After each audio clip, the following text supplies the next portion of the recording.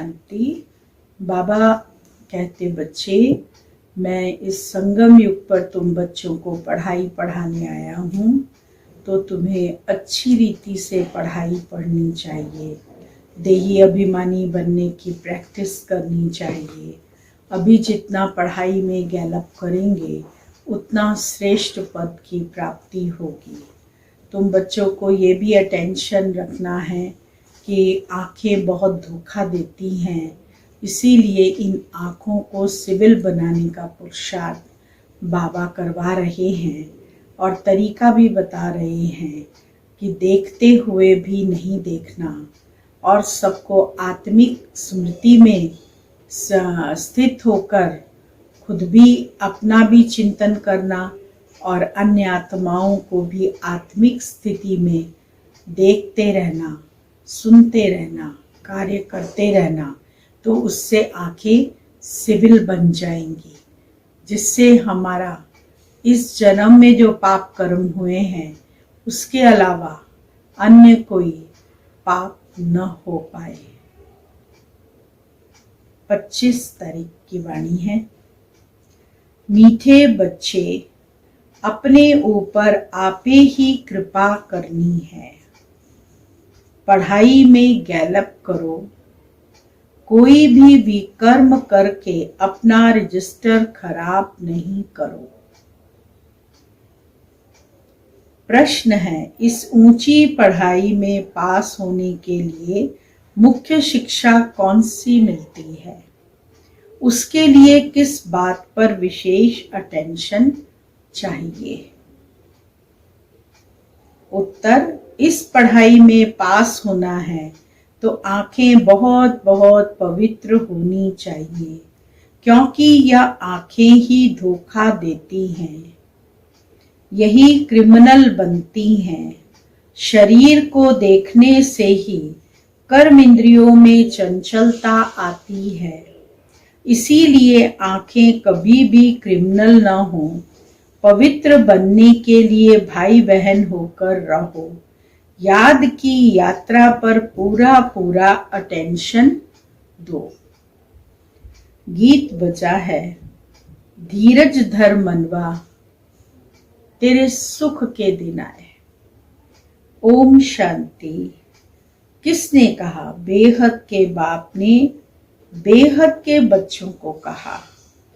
जैसे कोई मनुष्य बीमारी में होता है तो उनको आथत दिया जाता है कि धीरज धरो, तुम्हारे सब दुख दूर हो जाएंगे। उनको खुशी में लाने के लिए आथत दिया जाता है। अब वह तो है हद की बातें, यह है बेहद की बात। इनके कितने ढेर बच्चे होंगे।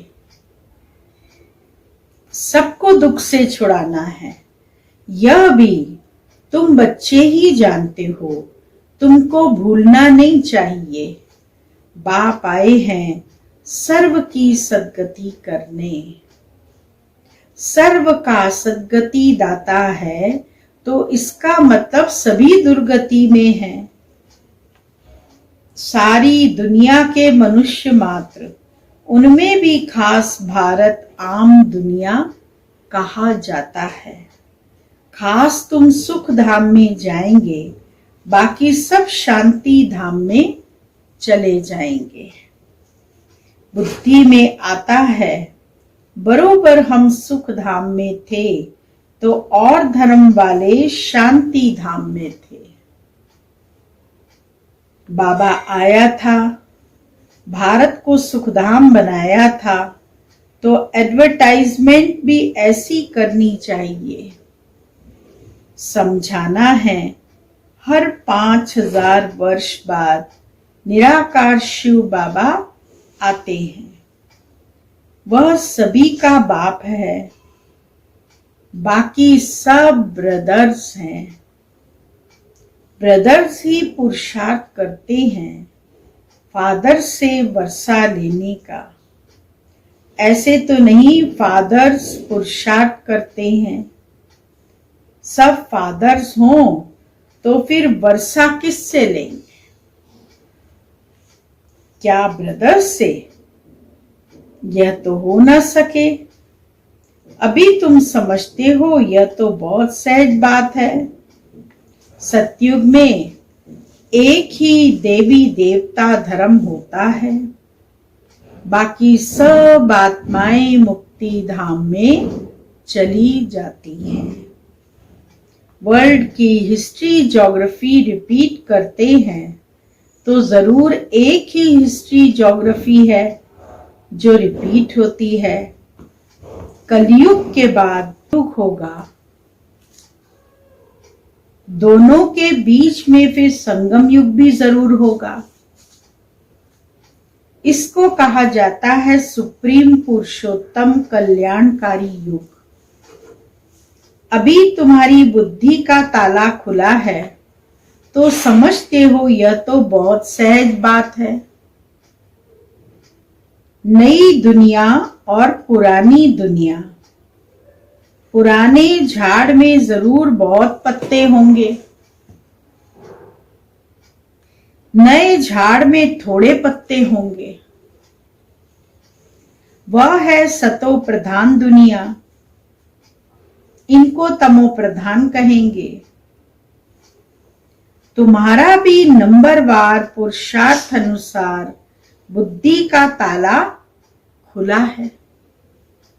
बुद्धि को ताला लगा था तो बाबा ने आकर ताला खोला है, क्योंकि सब यथार्थ रीति बाप को याद नहीं करते हैं। यथार्थ रीति बाबा को याद नहीं करते तो धारणा भी नहीं होती है, इसीलिए धारणा में भी कमजोर हैं। क्योंकि बाबा ने कहा है ना, मैं जो हूं जैसा हूं मुझे सही रूप से जानकर मेरी आराधना करने वाले मुझे प्राप्त करते हैं। तो बाबा का सही रूप क्या है, उनका नाम क्या है, वो कहाँ रहते हैं, कब आते हैं, सारी जानकारी अगर हमारे पास होती है तो हम अच्छी रीति से भगवान से ध्यान लगा सकते हैं। तो धारणा भी नहीं होती है। बाप तो पुरुषार्थ कराते हैं परंतु तकदीर में नहीं है। ड्रामा अनुसार जो अच्छी रीति पढ़ेंगे पढ़ाएंगे, बाप के मददगार बनेंगे, हर हालत में उच्च पद वही पाएंगे। स्कूल में स्टूडेंट भी समझते हैं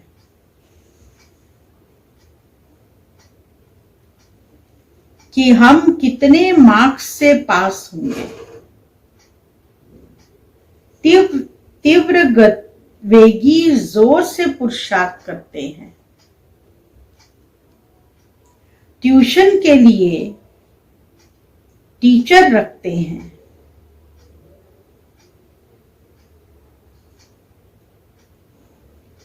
और कैसे भी करके पास हों। टीचर रखते हैं कि हम कैसे भी करके पास हों। यहां भी बहुत गैलप करना है, अपने ऊपर कृपा करनी है। बाबा से अगर कोई पूछे अब शरीर छूटे तो इस हालत में क्या पद पाएंगे, तो बाबा झट बताएंगे। यह तो बहुत सहज समझने की बात है।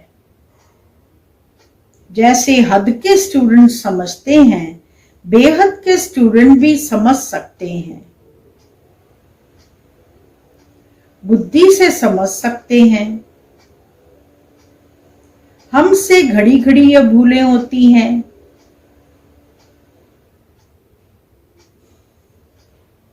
विकर्म होता है, रजिस्टर खराब होगा तो रिजल्ट भी ऐसी निकलेगी।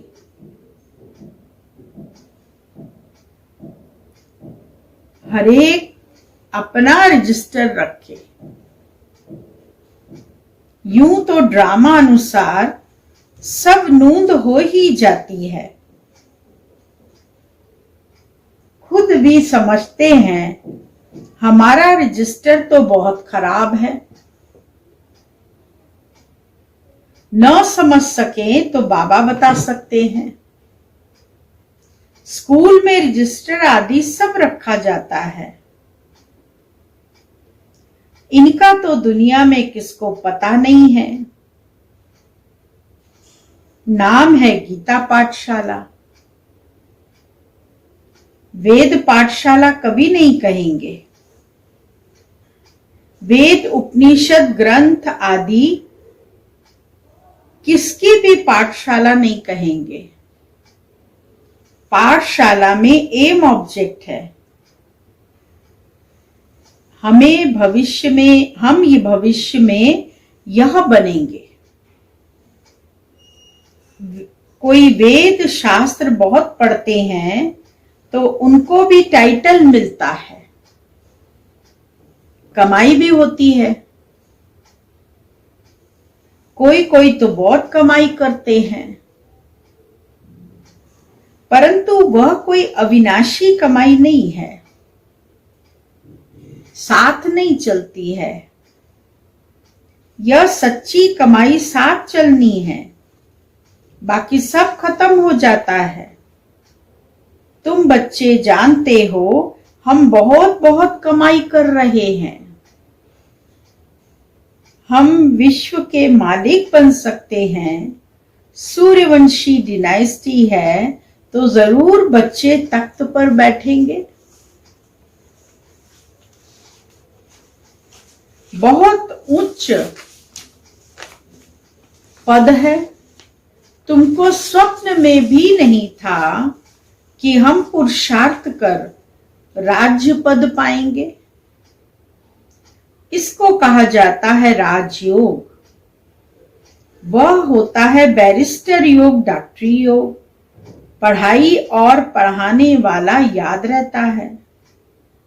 यहां भी यह है सहज ज्ञान, याद में ही मेहनत है।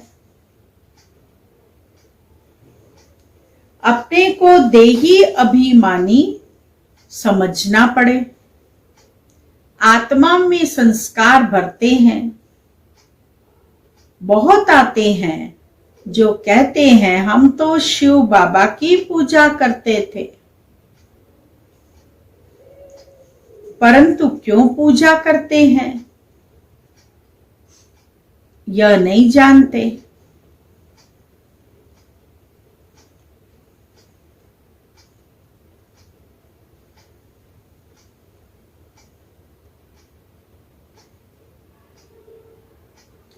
हम तो शिव बाबा की पूजा करते थे, परंतु क्यों पूजा करते हैं यह नहीं जानते। शिव बाबा की पूजा करते हैं, पर क्यों करते हैं ये किसी को भी मालूम नहीं है। और किसको बाबा नहीं कहेंगे। शिव को बाबा कहते हैं, बाकी और साधु महात्माओं को उनके टाइटल या नाम से बुलाते हैं। हनुमान को भी बाबा नहीं कहेंगे, गणेश को भी बाबा नहीं कहेंगे। आदि की पूजा करते हैं, ब्रह्मा की पूजा होती नहीं। अजमेर में भर मंदिर है, वहां के थोड़े ब्राह्मण लोग पूजा करते होंगे। पुष्कर राज में मंदिर है ब्रह्मा जी का, तालाब बना हुआ है और ब्रह्मा जी का मंदिर है, लेकिन उस ब्रह्मा जी की मूर्ति की पूजा नहीं होती। पुष्करी ब्राह्मण थोड़े बहुत जो होंगे उसी वंश के वो लोग पूजा कर लेते होंगे। बाकी ऐसे कुछ नहीं होता कि वहां इतना बड़ा प्रोग्राम हो, कुछ हो, मंदिर में पूजा करने लोग आए, ये कुछ भी नहीं है। ब्रह्मा की पूजा होती नहीं। अजमेर में भल मंदिर है, वहां के थोड़े ब्राह्मण लोग पूजा करते होंगे, बाकी गायन आदि कुछ भी नहीं। श्री कृष्ण का, लक्ष्मी नारायण का कितना गायन है, ब्रह्मा का नाम नहीं, क्योंकि ब्रह्मा तो इस समय सांवरा है ना। फिर बाप आकर इनको अडॉप्ट करते हैं। यह भी बहुत सहज है। तो बाप बच्चों को भिन्न भिन्न प्रकार से समझाते हैं। बुद्धि में यह रहे, शिव बाबा हमको सुना रहे हैं। वह बाप भी है, टीचर गुरु भी है। शिव बाबा ज्ञान का सागर हमको पढ़ाते हैं। अभी तुम बच्चे त्रिकालदर्शी बने हो। ज्ञान का तीसरा नेत्र तुमको मिलता है। वह भी तुम समझते हो, आत्मा अविनाशी है। आत्माओं का बाप भी अविनाशी है। यह भी दुनिया में कोई नहीं जानते। वह तो सब पुकारते ही हैं, बाबा हमको पतित से पावन बनाओ। ऐसे नहीं कहते कि वर्ल्ड की हिस्ट्री ज्योग्राफी आकर सुनाओ। यह तो बाप खुद आकर सुनाते हैं। पतित से पावन, फिर पावन से पतित कैसे बनेंगे? हिस्ट्री रिपीट कैसे होगी वह भी बताते हैं। 84 का चक्कर कैसे है ये भी बाबा बताते हैं कि हम आत्माएं सतयुग में आती हैं देवता रूप में, फिर त्रेता में रहती हैं। उस समय हम पूजनीय होती हैं और फिर त्रेता से द्वापर में आती हैं तो हम भक्त बन जाते हैं, और भक्त बनने के बाद फिर कलयुग में आते हैं तो तमो प्रधान हो जाते हैं। फिर संगम युग पर आते हैं तो साधारण मनुष्य बनकर के भी ज्ञान के ज्ञाता बन जाते हैं। तो बाबा 84 का चक्कर है, हम पतित क्यों बने हैं, फिर पावन बन कहाँ जाना चाहते हैं। मनुष्य तो सन्यासी आदि के पास जाकर कहेंगे मन की शांति कैसे हो। ऐसे नहीं कहेंगे हम संपूर्ण निर्विकारी पावन कैसे बने। यह कहने में लज्जा आती है। अभी बाबा ने समझाया है, तुम सब भक्तियां हो, मैं हूं भगवान, ब्राइड ग्रूम, तुम हो ब्राइडेस। तुम सब मुझे याद करते हो। मैं मुसाफिर बहुत ब्यूटीफुल हूं। सारी दुनिया के मनुष्य मात्र को खूबसूरत बनाता हूं। वंडर ऑफ वर्ल्ड स्वर्ग ही होता है। यहां 7 वंडर्स गिनते हैं। 7 वंडर कौन से? 7 वंडर में एक ताजमहल है, दूसरा चीन की दीवार है, तीसरा पीसा की मीनार है, चौथा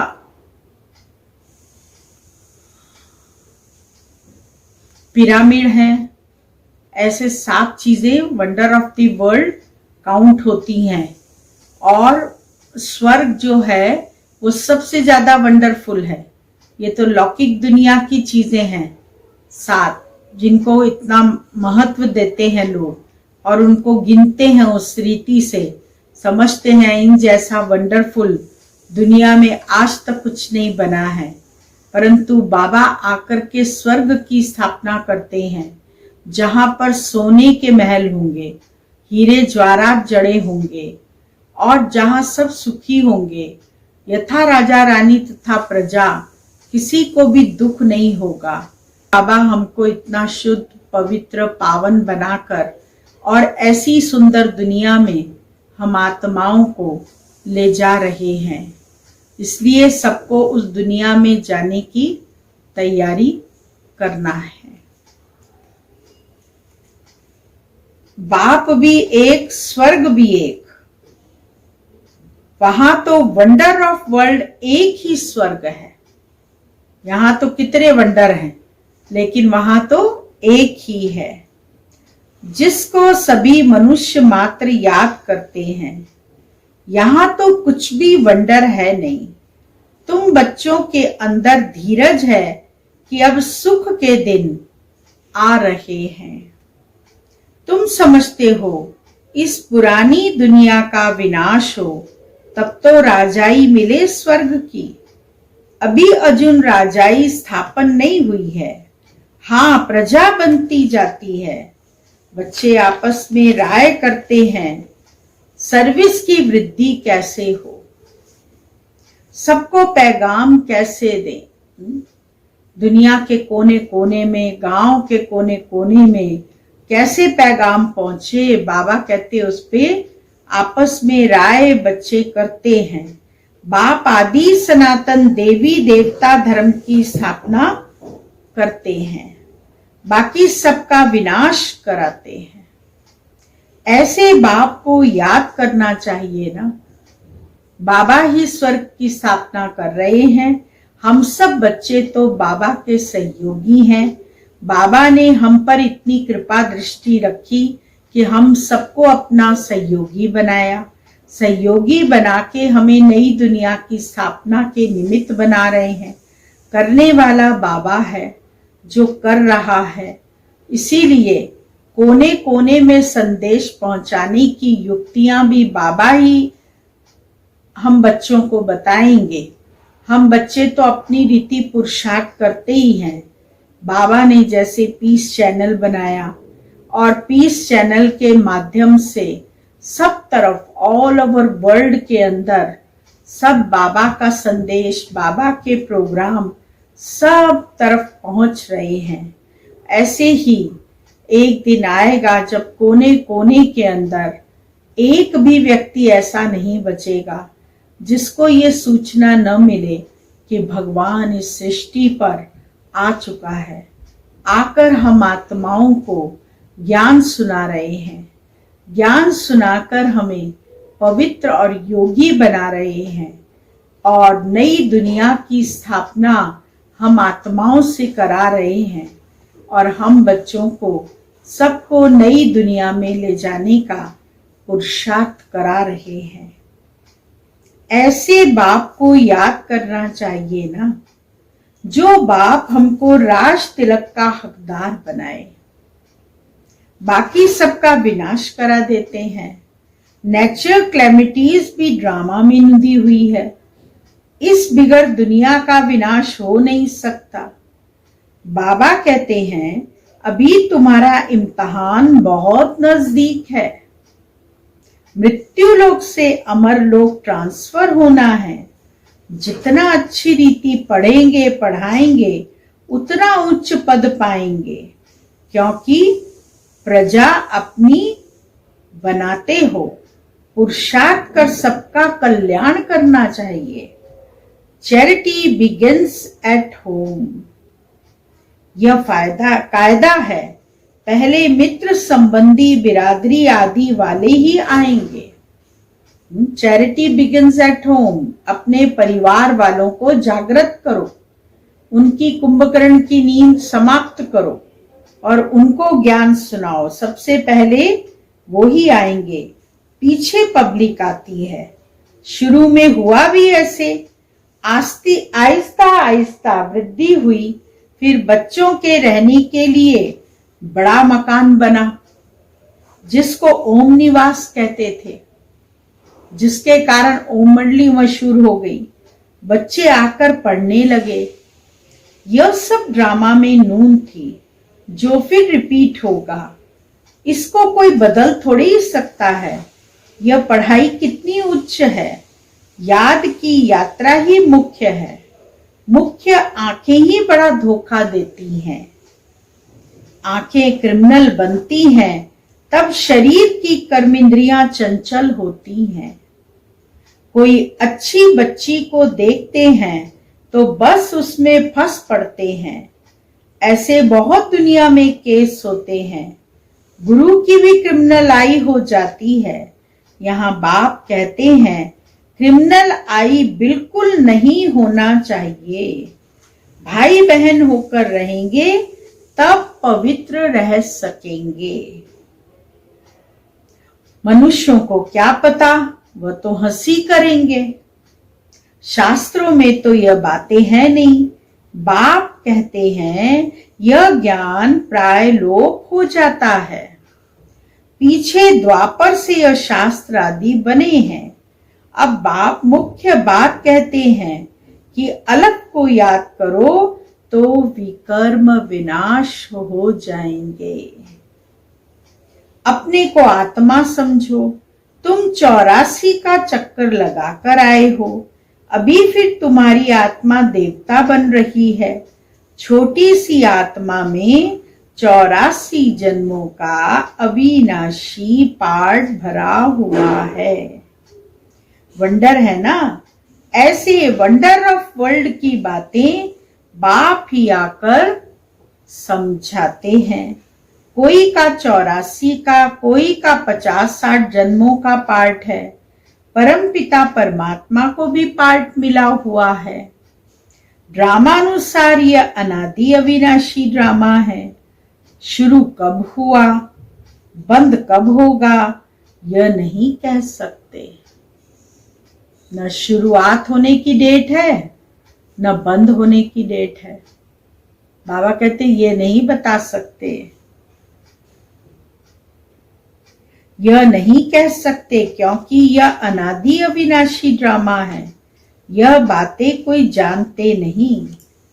अच्छा, मीठे मीठे सिकिलदे बच्चों प्रति माता पिता बाप दादा का याद प्यार और गुड मॉर्निंग। रूहानी बाप की रूहानी बच्चों को नमस्ते, और रूहानी बच्चों की रूहानी बाबा को याद प्यार गुड मॉर्निंग नमस्ते।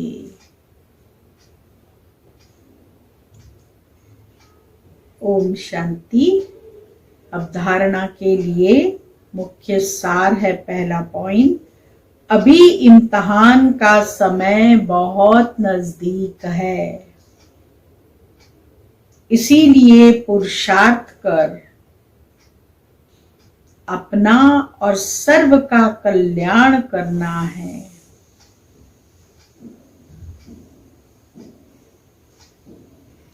पढ़ना और पढ़ाना है।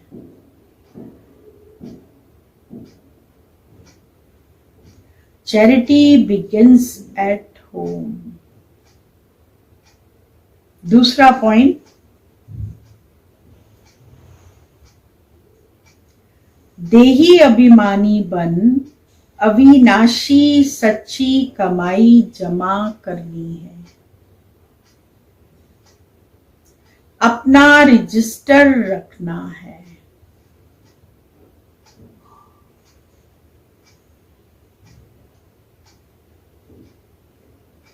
कोई भी ऐसा विकर्म न हो जिससे रजिस्टर खराब हो जाए। वरदान, निमित्तपन की स्मृति से माया का गेट बंद करने वाले डबल लाइट भाव।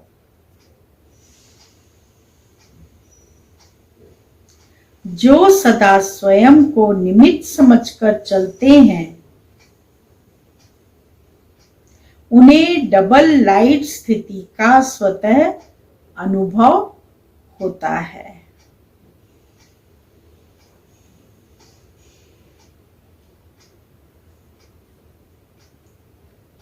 करण करावनहार करा रहे हैं, मैं निमित्त हूं, इसी स्मृति से सफलता होती है।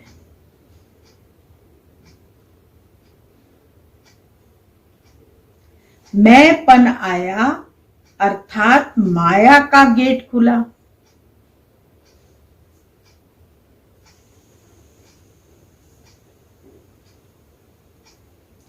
निमित्त समझा अर्थात माया का गेट बंद हुआ।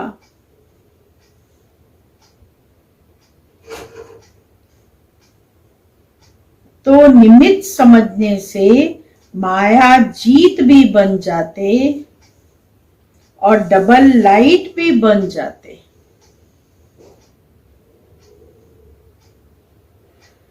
साथ साथ सफलता भी अवश्य मिलती है। यही स्मृति नंबर 1 लेने का आधार बन जाती है। स्लोगन है, त्रिकालदर्शी बनकर हर कर्म करो तो सफलता सहज मिलती रहेगी।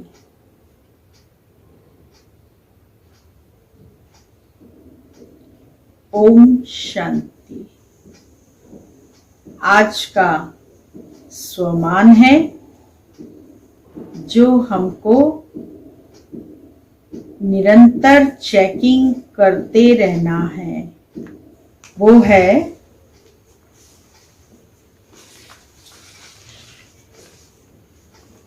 मैं पवित्र स्वरूप आत्मा हूं।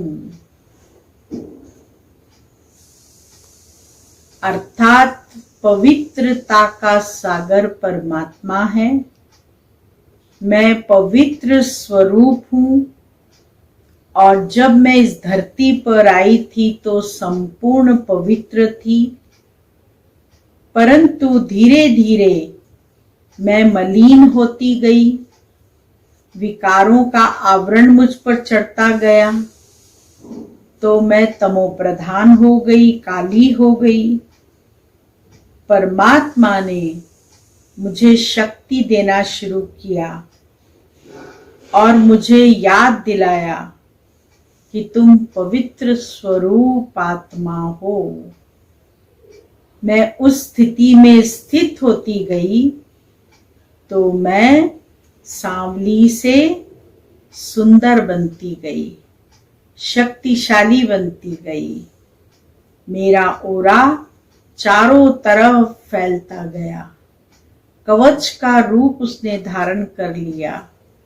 इसीलिए मुझे, मैं पवित्र स्वरूप आत्मा हूं, इस बात का निरंतर स्मरण करते रहना है।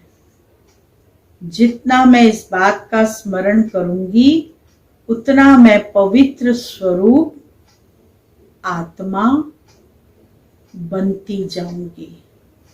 जब मैं बनूंगी फिर अन्य को बनाने के निमित्त बन जाऊंगी।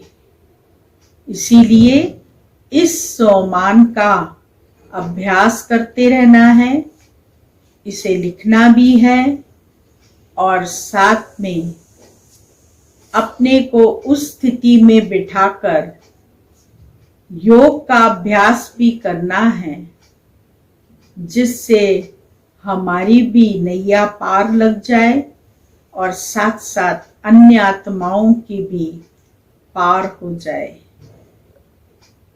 ओम शांति।